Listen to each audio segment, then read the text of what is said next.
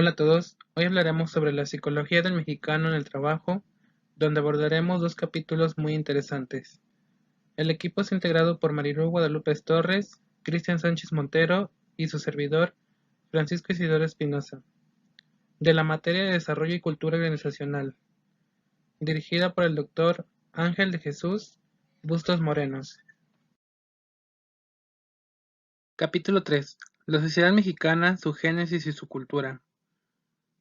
Dentro de nuestra cultura mexicana del siglo XXI, pertenecemos aproximadamente a una conglomeración de tres ingredientes, en la que los mexicanos del siglo XXI somos: 1. Factor indígena, donde se centra una multiplicidad de tribus en la que una sola cultura se consideraba única, dominante, la cual era un autoritarismo teocrático azteca en la época prehispánica, llevando el dominio de los pueblos vecinos a su poder. Bartolón de las Casas relató en 1974 que la cultura indígena estaba altamente jerárquica, pero este suceso fue borrado y reprimido por la conquista española, pero actualmente, el día de hoy, actúa como un inconsciente silencioso de nuestra personalidad social. Algo que marcó en la historia fue a partir de 1910, en donde los indígenas se cansaron de los malos tratos y apoderamiento de tierras, lo que llevó a la Revolución Mexicana, dando como un beneficio para ellos, puesto que eran más libres y soberanos ante sus tierras. 2. Factor hispano-cristiano. Se da en la sangre y la cultura de los conquistadores, siendo en 1521 las nuevas normas impuestas, así como la ideología católica que defendía e imponía la uniformidad como suprema valor social y política, dando paso a una mezcla de dos sincretismos híbridos y heterogéneos, poniendo la mezcla del catolicismo español del siglo XVI y la cultura azteca de la misma época, siendo una cruza entre españolas e indígenas, marcando paso a la nueva sociedad dividida en castas, donde la poderosa era la sangre pura español, mientras que indígenas y otras razas eran discriminadas. 3. Factor anglosajón. Se establece la cultura capitalista, donde los mayores exponentes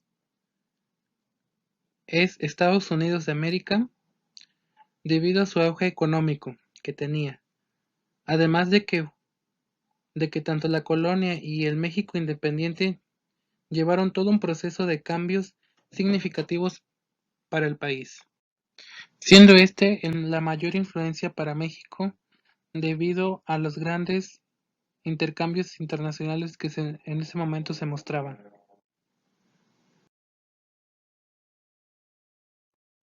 El componente indígena. En aquellas épocas el hombre tenía una cosmovisión cíclica y apocalíptica, donde concebían en forma análoga la naturaleza, donde todo nace, crece y llega a la plenitud, decae y muere. Además de pensamientos cósmicos en los que creían que existían diferentes mundos, o una sucesión de soles en las que todo era la destrucción total de todo. Dado esto, se llevaban sacrificios humanos, con el fin de aplacar la ira de sus dioses.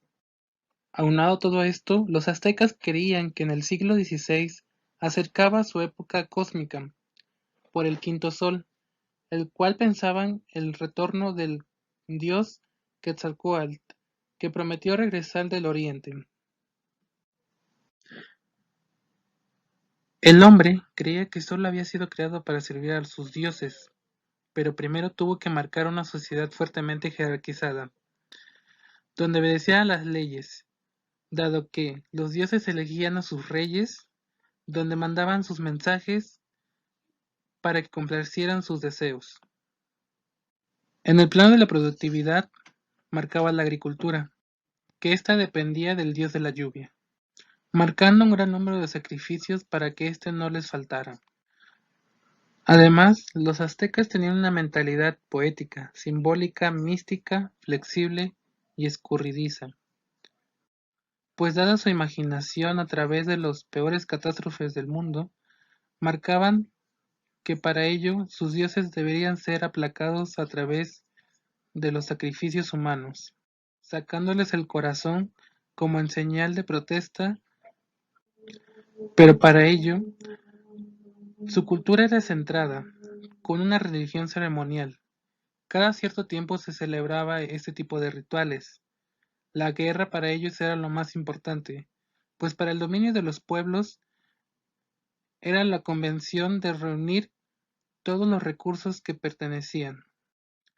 El comercio fue un factor impulsante para ellos, pero solo eran pocos los que establecían relaciones.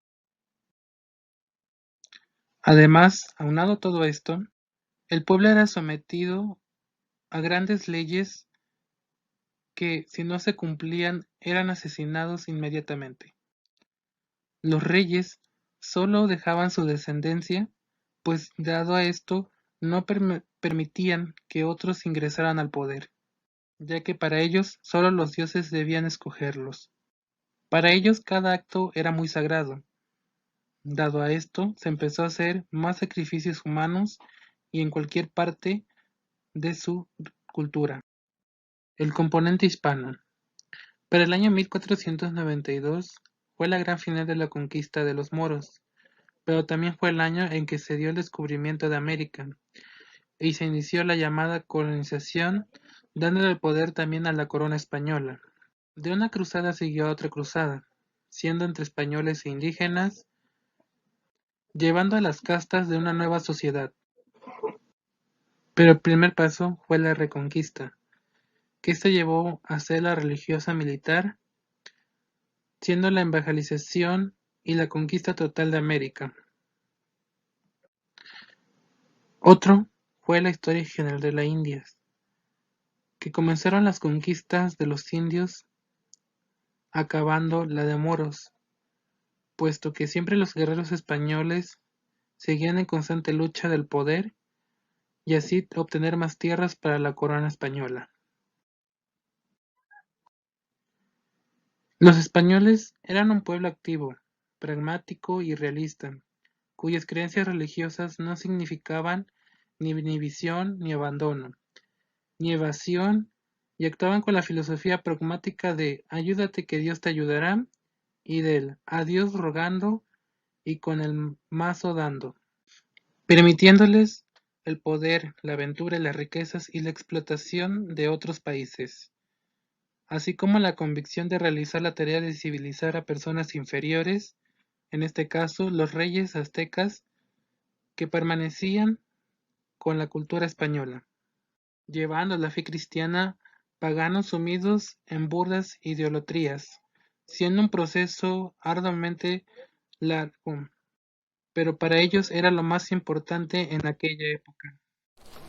Hola compañeros y profesor, a mí me corresponde concluir con el último apartado del capítulo número 3 del libro Psicología del Trabajador en México.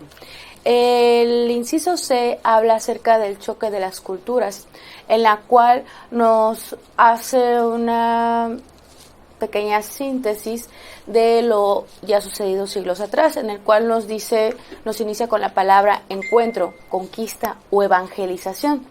Dice que fueron eufemismos para designar lo que en realidad fue un choque violentísimo y una guerra despiadada entre lo que fue los conquistadores católicos europeos y portugueses con los denominados indios latinos, ahora sí, los dueños de lo que eran las tan denominadas Indias, en lo que hoy en día lo conocemos como el continente americano. El resultado de esto no podía haber sido algo más funcional, más sangriento, más absurdo, ya que fue una mala mezcolanza en la cual existían dos elementos muy dispares, lo cual era, por decir, el mítico, lo mágico, lo simbólico y hasta determinado punto lo místico de la cultura indígena, frente a la realista, a la ambiciosa, muy muy ambiciosa, a la pragmática, técnica y aventurera, denominada así la cultura europea. Pero además de todo esto, el modo en el que se dieron las cosas, el encuentro brutal, destructor, sin derecho o ápice a un diálogo, a un razonamiento y respetando lo que eran las propiedades tanto territoriales como humanitarias de los indígenas. Los naturales, denominados indígenas, perdieron todo lo antiguo, toda su propiedad, todos sus terrenos, todo, absolutamente todo, en lo cual se lo apropió a su totalidad lo que eran los conquistadores europeos. Esto con respaldados más bien con lo que era la promulgación de la bula intercótera que la otorgaba en ese entonces el Papa español Alejandro VI, el cual le había concedido a los reyes de España las islas y las tierras firmes descubiertas y por descubrir. Para esto lanzan embarcaciones a indagar, a buscar nuevos horizontes y entre ellos llegan a lo que ahora conocemos como nuestro continente americano, en el cual los europeos católicos lo denominaban las Indias y llegan a todo a tomar posesión como los dueños y señores de todo, ya que en ese entonces denominaban que los indígenas no tenían derecho a nada.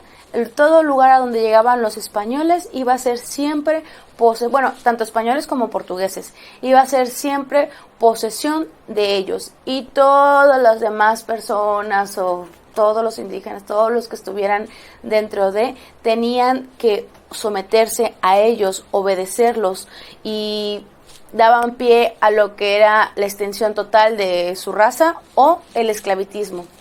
El fruto visible de la unión fue lo que bien denominaron el mestizo, hijo de una india violada o ultrajada por parte de uno de los conquistadores. Lo que esto propició al rechazo no solamente de su etnia, sino también de la nueva colonización, de la nueva sociedad. El mestizo no tenía lugar alguno entre las etnias que se estaban conformando. Esto fue muy duro para ese nuevo mexicano, ya que entra en un conflicto de identidades, ya que no pertenecía ni ante la clase alta, como vendría siendo, ya no era ni siquiera un español o un portugués, y lo peor tampoco era un indígena nativo. Esto le provocó muchos conflictos de identidades y lealtades, pero al fin y al cabo tenía el elemento más fuerte, y el indio cristianizado a la fuerza y el mestizo se vieron orillados a buscar en la fe católica un sentido en el que el cosmos o lo que ahora a la distancia de los siglos quedan los símbolos de lo que fue ese choque. Por un lado llega la conquista de Hernán Cortés y por el otro quedan dos personajes indios muy importantes como fue lo que era Cuauhtémoc, que fue un luchador heroico muy grande en esos tiempos, o más adelante lo persigue o le sigue sus pasos Juan Diego, que era un indio sumiso y adaptable, pero que al final decide o se arma de fuerza y valor para luchar por lo que eran las ideas o la libertad del nuevo mexicano.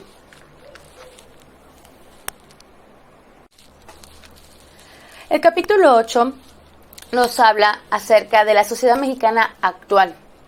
La sociedad mexicana no es una unidad bien integrada hoy en día aún, sino que en cierto sentido viene siendo como un mosaico, un pedacito de cada hecho, de cada cultura, de cada tradición, de cada cosa que se ha ido forjando tras el paso de los años, ya que aún no se ha superado el antiguo orden de las castas. Existe como un común denominador, un medio cultural que hace que los incluidos o los indios más bien y los criollos seamos culturalmente mestizos, siempre. Somos más bien dos naciones en las que es una sola, dos en uno. En la primera nación está lo que es la nación moderna, que acapara todo lo que viene siendo ciencia, riquezas y poder. Por el otro lado tenemos la antigua, que viene siendo la de la mayoría oprimida, marginada, un conjunto de explotadores y explotados, más bien. El mexicano de clase alta hoy en día sigue buscando el privilegio por encima de la ley. Y es un secreto, no es un secreto a voces que nuestra política no es la representación ni la expresión del pueblo, sino más bien es una esfera separada de la sociedad en la que se realizan manejos turbios detrás de los bastidores del escenario nacional. Si buscamos definir un perfil, encontramos que la tendencia es la inhibición y el repliegue, junto con una apertura sumisa y afectiva. Si tomamos en cuenta toda la República, el tipo mexicano más frecuente es el obediente y afilativo. Bien dice el doctor Díaz Guerrero, después de explicar su tipología de 8 puntos, nos habla acerca del por vivir en una época de cambio acelerado. Dice que observamos un tenaz conflicto de fuerzas culturales en donde se viene enfatizando lo que es la tradición y de fuerzas contranaturales que viene siendo la modernidad, tradición, modernidad. Esto siendo más significativas entre la ciencia, el avance de la tecnología, el cosmopolitismo, las migraciones, los modelos extranjeros y la movilidad social en general. En este capítulo vamos a hablar acerca de los siguientes puntos, como viene siendo sociedad mexicana. La sociedad mexicana nos vamos a determinar en familia, la mujer, los jóvenes, clases sociales y el individualismo. Ok, yo les voy a hablar acerca de la familia y la mujer. En el apartado de la familia vemos que entre las clases populares aún el padre sigue siendo el especie de, o más bien viene siendo el dueño de la mujer y dueño de los hijos. Por esto se refieren a él como al jefe o mi jefe, en el cual predomina un ambiente de miedo, desconfianza, simulación, agresividad reprimida, chantajes sentimentales, un resentimiento e incluso hasta un odio. Nos dice también que muchos matrimonios se mantenían o se mantienen solo por el miedo de la mujer a separarse o por incurrir en una moral mitológica o dogmática en la cual viene a redundar en lo mismo, miedo religioso y sacro. Aquí se presentan los problemas de identidad y la sumisión, ciertos conflictos con autoridad, la dificultad para superar lo que es la etapa maternal. Son tales que se pueden concluir con facilidad, que las constelaciones o las situaciones resultan desfavorables al desarrollo de una neurosis.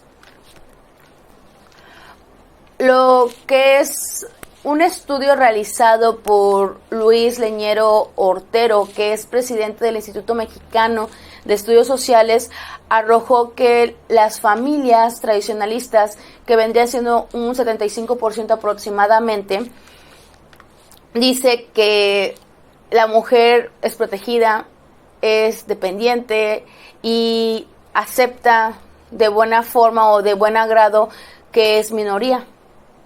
En tanto que las otras 25% vendría siendo de las familias hoy denominadas familias modernas, menciona o maneja más bien a una mujer pugna, ya una mujer que es libre o es valiente, es la cual se abre paso por sí misma y quiere o va en busca del igualitarismo. Y estas familias sufrían o sufren diversas clases de desajustes connaturales al cambio. En relación con lo laboral, muchos obreros sometidos al autoritarismo del patrón interiorizan el papel del opresor y sin darse cuenta todo esto que sufren en su trabajo, esta opresión, llegan a su hogar y lo reproducen. Pero ahora no es con sí mismo, lo reproduce, él toma el papel del patrón y ¿qué pasa? Es el opresor y oprime a su familia, a su esposa y a sus hijos. Eso todo lo reproduce continuamente en su familia, pero más sin embargo esto no le afecta en su desenvolvimiento laboral. Todo sigue siendo normal, es algo monótono cotidiano. Voy al trabajo, en el trabajo soy oprimido, me convierto en oprimido, mi jefe es el opresor, todo funciona, trabajo arriba, salgo del trabajo y me voy a mi hogar y ahora soy el opresor. Eso es lo que viene ayudando en una productividad laboral favorable para ellos. Buen día, a mí me toca hablar sobre el tema de los jóvenes. Principalmente debemos decir que su psicología es diversa según a la clase social que pertenezcan y también influyen muchos factores en esta. Algunas características de la autoimagen de los jóvenes es que tienen una conciencia de clase o pertenencia a cierto estrato social. También asimismo tienen la conciencia de vivir en un país corrupto. También suelen ser manejados con contradicciones y frustraciones. Y principalmente hay una dificultad específica en los jóvenes del sexo masculino, pues que tienen que superar fuertes presiones hacia conductas antisociales. También me tocó el tema de clases sociales y las castas. México es un país democrático donde la igualdad es uno de los valores axiales. De hecho, presenta una acentuada y muy heterogénea estratificación, ya que la mayoría de los habitantes de México quedan dentro de la cultura de pobreza. Hablaremos sobre tres clases sociales en México. La primera, que es los de abajo. Son los marginados, los desnutridos, humillados, algunos con conciencia de explotación, otros sin ella. Su mejor símbolo es el indio triste, sin voz y sin rostro. Lamentablemente aquí queda en porcentajes, la verdad no sabría decirlo exactamente, pero es la mayor parte de México que queda catalogado en esta área. Posteriormente sigue la clase media. Los clases mediarios suelen ser gente dinámica, pero centrada en su propia promoción. Pocos se interesan por entender a su país y resolver problemas nacionales. Alimentan sus sueños de riqueza y poder. Muestran mucho espíritu de competencia, tienden a aparentar y presumir. Y por último, la clase poderosa. Esta es la aristocracia económica que controla los medios de comunicación y que controla las empresas y a los obreros. Es aquella capaz de anular cualquier insurgencia obrera desde su gestación. Esta clase es la que ejerce el control sobre el campesino y también sobre la ciencia y los espectáculos.